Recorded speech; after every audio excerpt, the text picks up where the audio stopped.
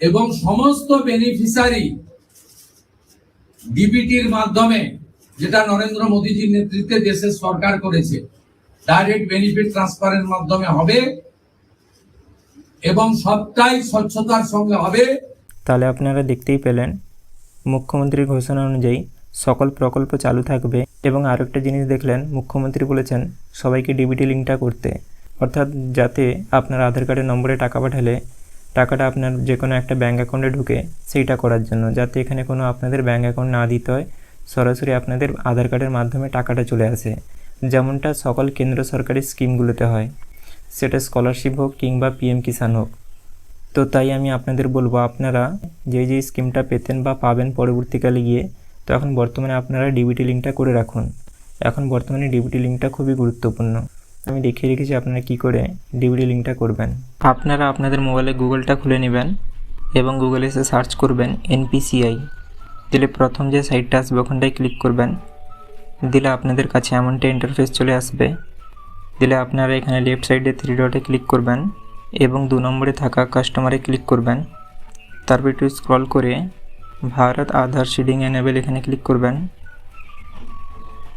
এবারে আপনারা প্রথমে দেখে নিন আপনাদের কোন ব্যাঙ্ক অ্যাকাউন্টে আধার সিডিং চালু আছে, ওই ব্যাঙ্কেই আপনাদের টাকাটা ঢুকবে, যুবসাথীর টাকা কিংবা সরকারি টাকা।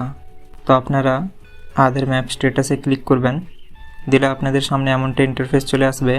আপনারা প্রথমে আপনাদের আধার কার্ডের নম্বরটা এখানটায় দিবেন এবং এই যে ক্যাপচাটা আছে ওইটা দেখে দেখে এখানটায় দিয়ে দিবেন এবং নিচে চেক স্ট্যাটাসে ক্লিক করবেন। দিলে আপনাদের ফোনে ওটিপি চলে আসবে, ওটিপিটা এখানটায় দিয়ে দিবেন এবং নিচে এখানে কনফার্মে ক্লিক করবেন। দিলে আপনাদের সামনে এমনটা ইন্টারফেস চলে আসবে। এখানে লেখা আছে আধার ম্যাপ স্ট্যাটাস এবং এখানে আপনাদের আধার কার্ডের 4টা শেষের নম্বর দেখাচ্ছে এবং এই যে এখানে দেখাচ্ছে Aadhaar map status enable for DBT, অর্থাৎ এখানে ডাইরেক্ট ব্যাঙ্ক ট্রান্সফার এটা চালু আছে এবং এখানে ব্যাংকের নামও দেখিয়ে দিচ্ছে এবং এটা লাস্ট কবে আপডেট হয়েছিল সেটাও দেখাচ্ছে। তো আপনারা এমনভাবে খুব সহজেই দেখে নিতে পারেন। এবারে দেখিয়ে দিচ্ছি আপনারা লিঙ্কটা কেমনভাবে করবেন, এক ব্যাংক থেকে অন্য ব্যাংক, বা আপনাদের যদি লিঙ্ক যদি না থাকে নতুনভাবে লিঙ্কটা কেমনভাবে করবেন। নেতাদের মতন অর্ধেক কাজ করবেন না, সাবস্ক্রাইবের পরে বেল আইকনটাও দাবিয়ে দিবেন। এখানে যে লেখা আছে আধার সিডিং ডিসিডিং এখানটায় ক্লিক করবেন। এখানে আবারও কনফার্মে ক্লিক করবেন। এই দেখুন এখানে লেখা চলে এসছে রিকোয়েস্ট আধার সিডিং ডিসিডিং। এখানে আপনারা আপনাদের আধার কার্ডের নম্বরটা দিয়ে দিবেন এবং এখানে দুটো অপশান চলে এসছে সিডিং এবং ডিসিডিং, অর্থাৎ সিডিং মানে হচ্ছে লিঙ্ক এবং ডিসিডিং মানে হচ্ছে আনলিঙ্ক। তো আপনারা এখানে সিডিংয়ে ক্লিক করবেন এবং এখান থেকে আপনারা ব্যাঙ্কটা সিলেক্ট করে নেবেন। এখানে অনেকগুলোই ব্যাঙ্ক আছে। ব্যাঙ্কটা সিলেক্ট করে নেওয়ার পরে এখানে সিডিং টাইপ চলে এসছে, এখানে 3টা অপশান দিয়েছে।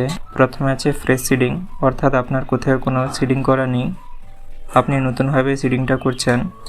এই 2 নম্বরটা হচ্ছে same bank with another account, অর্থাৎ ধরুন আপনার SBI অ্যাকাউন্ট খোলা আছে, একটা ধরুন বাড়ির কাছে এবং একটা ধরুন দূরের শাখাতে। এই অবস্থায় আপনি মুভমেন্টটা করছেন ধরুন কাছেরটা থেকে দূরেরটাতে কিংবা দূরেরটা থেকে কাছেরটাতে। তো এই ক্ষেত্রে তো এটা আমি উদাহরণ দিয়ে বলছি, আপনাদের যার যেটা হবে আপনারা ওটা বুঝে নেবেন। এবং শেষেরটা হচ্ছে from one bank to another bank, অর্থাৎ এক ব্যাঙ্ক থেকে অন্য ব্যাঙ্কে। ধরুন আপনি SBI থেকে পাঞ্জাব ব্যাঙ্কে শিফট করতে চাইছেন, তো সেই ক্ষেত্রে এই নিচের অপশানটাতে ক্লিক করতে হবে এবং এখানে আপনি যেই ব্যাঙ্কে শিফট করতে চাইছেন ওই ব্যাঙ্কের নম্বরটা এখানে দিয়ে দিবেন এবং আবারও কনফার্ম নম্বরটা দিয়ে দিবেন এবং এখানে একটা চেক মার্ক করবেন এবং এই ক্যাপচাটা দেখে দেখে নিচের ঘরে বসিয়ে দিবেন এবং এখানে সাবমিটে ক্লিক করবেন। সাবমিট করে দেওয়ার পরে আবারও আপনাদের কাছে একটা ওটিপি চলে আসবে এবং ওখানে ওটিপিটা দিয়ে দিবেন। দিলেই আপনাদের কাজটা কমপ্লিট হয়ে যাবে এবং আপনাদের এক ব্যাংক থেকে আরেক ব্যাংকে ডিবিটি লিঙ্কটা হয়ে যাবে। আশা করি আপনারা সকল কিছু বুঝতে পেরেছেন। এখানে একটা কথা বলে দিই, আপনারা অনেকেই বলেন যে আমার সব ব্যাংকেই আধার লিঙ্ক আছে, তো আমি এটা কেন করব বা এটা আমি কিছু বুঝতে পারছি না। তো সেক্ষেত্রে আমি বলে দিই, ডিবিটি লিঙ্ক মানে হচ্ছে ডাইরেক্ট ব্যাঙ্ক ট্রান্সফার। তো আপনার নামে 10টা ব্যাঙ্ক অ্যাকাউন্ট খোলা থাকতেই পারে, কিন্তু তার মধ্যে যে কোনো একটাতেই ডিবিটি লিঙ্ক থাকে।